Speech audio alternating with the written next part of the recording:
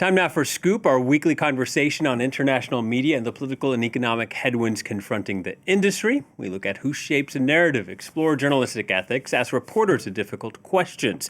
With trust in the press at a nadir, it's a critical eye on a critical profession.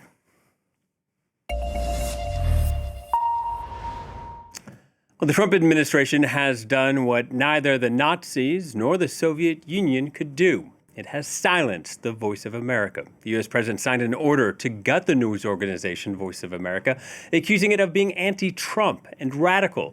Long a thorn in the side of dictators, VOA was created to promote free speech, and now in the name of free speech, it's being left to die by the country that had created it. Veteran VOA correspondent Steve Herman spoke to MSNBC about the consequences. Voice of America, as we speak, you can say it's either dead or in a very deep coma. China and Russia are celebrating. Chinese state media is saying, Chinese state media says Voice of America has now been discarded by its own government like a dirty rag and will become a laughing stock of the times. Russian state media commentator calling VOA far left propaganda. You call this a national security issue. Explain. Yes, because that void is going to be filled by the voices of Beijing, Moscow, Pyongyang, and Tehran. And without the Voice of America, that voice of accuracy, of responsibility, of discussing America's values is going to be lost. Of course, over the past century, it's easy to find missteps of U.S. foreign policy abroad, but VOA was one of the bright spots, a beacon of hope to millions of people around the world. Here is PBS NewsHour. The Courier, a ship without guns, goes into battle armed with the greatest weapon of all, truth. For more than 80 years, the U.S. government believed government-funded information supported freedom and democracy. This is a voice speaking from America. That began with Voice of America, which beamed its first broadcast in 1942. The news may be good or bad. We shall tell you the truth. My name is Ronald Reagan.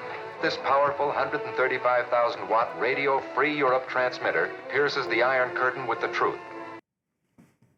Voice of America, or VOA, is the largest, oldest U.S. international broadcaster, set up during World War II to counter Nazi propaganda. It expanded with Radio Free Europe and Radio Free Liberty, operations funded by Congress, first run by the CIA. And during the Cold War, it tried to spread values of freedom and democracy. I'm speaking directly to people everywhere, from Los Angeles to New Delhi, Cairo, and Bangkok. And I'm attempting to speak directly to the people of the Soviet Union. The treasure we Americans cherish most is our freedom to think for ourselves and freedom to speak our minds, even to the point of criticizing our own government. We do not believe in censorship. The trouble is, we don't always have that same freedom to speak to others, especially those who live in the Soviet Union. Well, Americans don't see VOA in the United States. It is broadcast every week to nearly 350 million people around the world and in 50 languages. It is part of the U.S. Agency for Global Media, which also runs networks like Radio Free Europe, Radio Free Asia, Middle East Broadcasting Networks. These networks are also on Trump's chopping block as network contracts with operators have been terminated. Now, let's be clear. What made these outlets so vital was not just carrying a president's speech, it was independent news for people living under dictators and censorship. CNN's Brian Stelter wrote, Radio Free Europe streamed unflinching coverage of Russia's war in Ukraine to Russians when the Kremlin banned its citizens from calling it a war. Radio Free Asia bravely exposed China's mass detention of the Uyghurs, a predominantly Muslim ethnic minority in the far west of the country. Now, Professor Katarzyna Pisarska is the founder and the chair of the Warsaw Security Forum. On X, she wrote, in April 1986, my parents learned about the Chernobyl nuclear disaster via Radio Free Europe, while the Polish communist regime continued to hide the fact that a radioactive cloud was passing over Poland. Thanks to radio funded by the U.S. government, I and many other children behind the Iron Curtain were less exposed to radiation that month. The U.S. is willingly giving away one of the most important tools of its soft power and an instrument that has changed the world for the better. Let's bring in our guest, Nicola Careem. She is the editor-in-chief and vice president of Radio Free Europe, Radio Liberty. Hello to you, Nicola. Just a quick question for you. The Voice of America website hasn't been updated for days. Where you are, the lights are on. Are you managing to keep on working?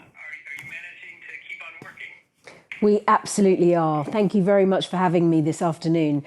We have 23 language services that are currently still broadcasting, and we are hearing on a daily basis, we're being inundated with messages from our audiences who are telling us that they fear that they will no longer be able to receive the service that we give them at Radio Free Europe, Radio Liberty.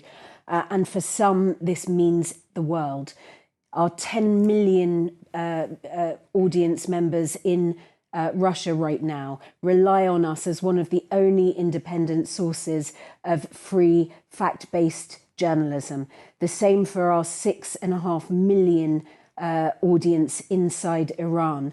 And as we speak, my teams are on the ground in Ukraine, reporting from the front line on a daily basis. So we keep going, but the situation is very serious. And moving forward, any possible alternative routes to find funding?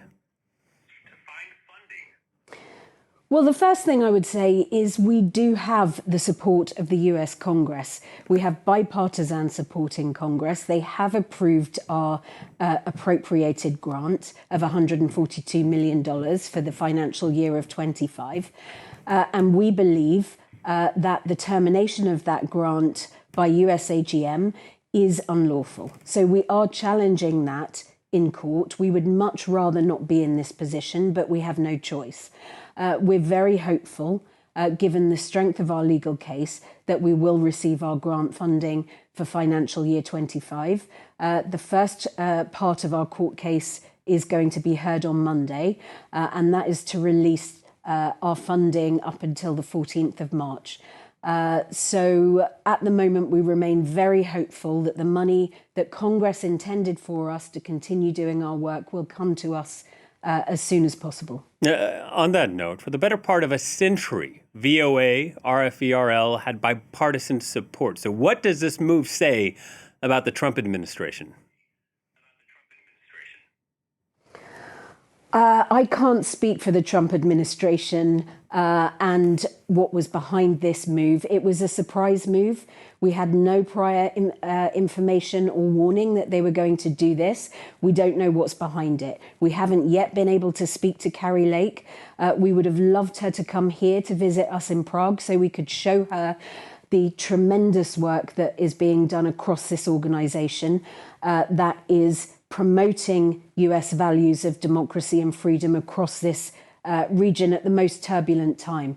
So I'm afraid as the communication has been lacking, I really can't tell you more about what's behind this decision. But the consequences, when you look at how Russian state media and Chinese state media reacted, celebrating it, Russian state media popping corks of champagne, that's pretty telling too, isn't it?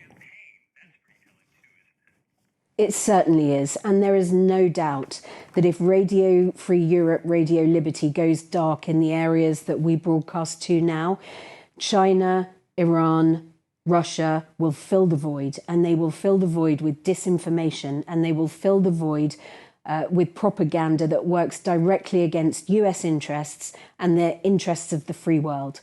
So this is an incredibly serious situation, which is illustrated in the support that we have received from our partners across Europe and in the United States.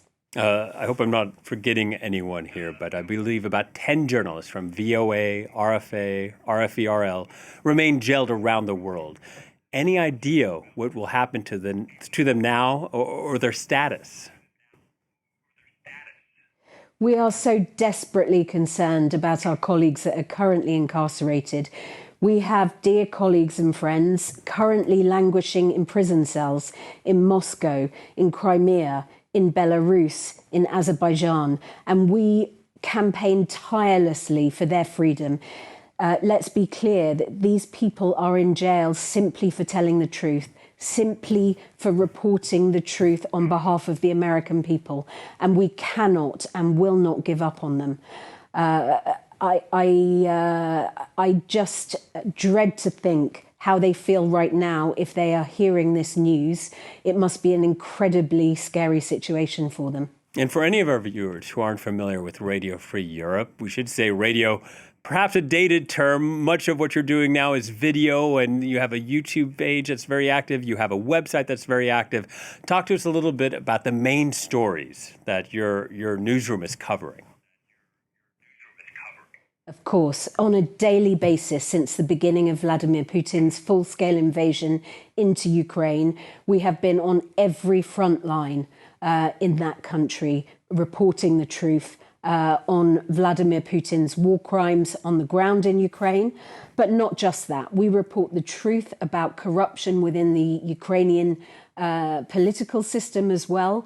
And we report across Europe on the infiltration of countries like China and Iran. On a daily basis, we are providing audiences in Russia and Iran with very important impartial news that they just would not receive without the information that we're providing. So we think that we are doing a great service for democracy by informing people in these countries, which allows them to make informed decisions about their political systems. So very, very important stuff that we're doing. And it's interesting because sometimes you never know how much you're cared for until your place is threatened. There's been an outpouring of support on social media for your organization, for VOA, for others. And one of the interesting things are hearing from independent journalists who are not affiliated with your outlets, but saying that their job is going to be harder because yours might be taken away. Absolutely. And I think everybody is fearful of RFERL going dark because they know who will fill that void. They know what will fill that void, and that is simply propaganda and disinformation. This is why this decision is being celebrated in Moscow. It's why it's being celebrated in Tehran and Beijing, because this is seen as a huge opportunity by those capitals to take over the information space that is currently populated by independent media companies like us. And for the men and women in your newsroom, what are they doing now? Are they updating their CVs? Are they continuing to work on? How have they been reacting to all these developments? Well, that's the first time I've smiled today, probably, thinking about my people here in the newsroom. And I cannot tell you how proud I am. They are the most resilient, dedicated journalists I've ever worked with in my career, despite the fact that they are facing extreme anxiety and uncertainty, despite the fact that they are worried about their careers, their families, their future. They are absolutely committed to doing their jobs. They've never worked harder, and they're producing some of the best content that I've seen as an editor-in-chief in a long career. So I'm incredibly proud of my resilient and brilliant staff here. And in a long career, when you began as a journalist, did you ever imagine something like this could happen? This really is a once-in-a-lifetime situation. The last week does feel a lot longer than that. On Friday night, when our budget was approved through Congress, we were relieved, and then followed the executive order from President Trump and the termination of our grant. So it's been an incredibly difficult few days. But as I say, my motivation is kept alive by the brilliance of my team. And watching them get through this with such grit and determination keeps me going. Yeah, a lot of uncertainty moving forward, but we're glad you're still working. Nicola, that's all we have time for, but I want to thank you. Nicola Careem joining us from Prague. And that brings us to our quote of the week. It comes from George Mason University law professor Ilya Somin, who wrote on Reason.com, regardless of Trump's motives, the apparent shuttering of VOA RFE-RL is a blow to people living under oppression and a needless gift to America's enemies. With measures such as this and the betrayal of Ukraine, Trump's foreign policy is making anti-American authoritarians great again. That's it for this edition of Scoop. Thank you for watching, and please stay tuned to France 24.